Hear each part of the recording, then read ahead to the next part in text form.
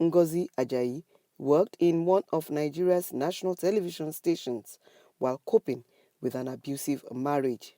When I was in this job is that when I close late, on getting home, my husband will be very, very annoyed with me.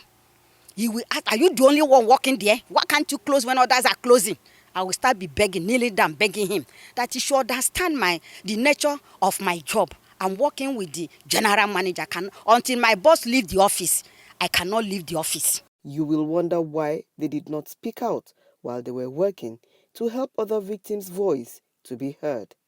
I say maybe if I speak out, my appointment may be terminated, or I will be transferred to a place that I will not like. Although there is no hard data of the ratio of women journalists undergoing this form of abuse in Kwara State, the answer is not far-fetched, as I realized how much a victim I have been myself and being unable to tell the story, but deal with it just like my colleagues did, suffering and smiling.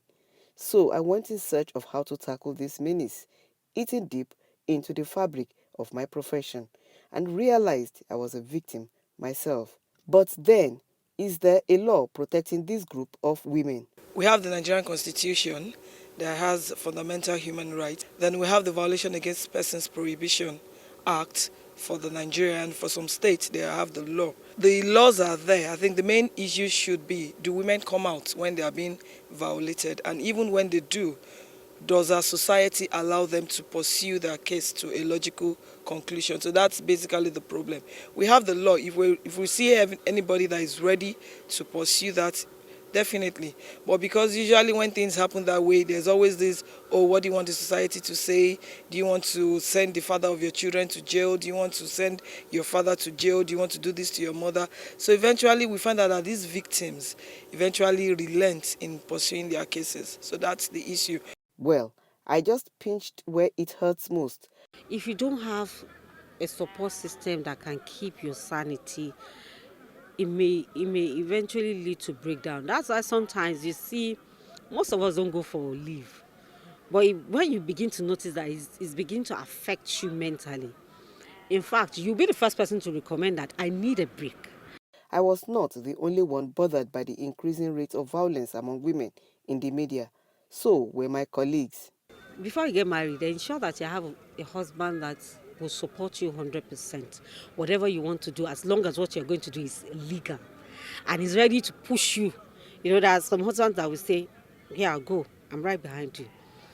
If you have that kind of husband, then you'll be able to achieve your dreams. Because most of us, our dreams die immediately we get married, we begin to have children, it dies. But if you have a husband that 100% is behind you, make sure your husband is somebody who is your friend.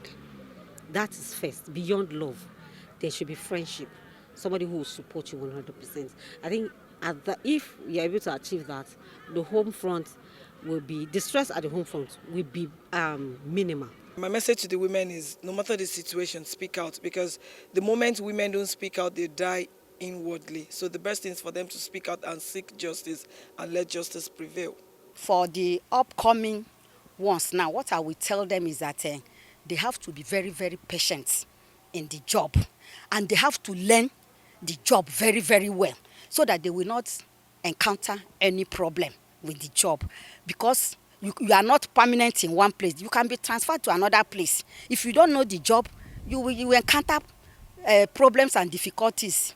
It is hoped that the rise of these voices will ignite a fight that will eventually put an end to sexual violence, not only among women in the media, but women and girls generally, to salvage their mental health.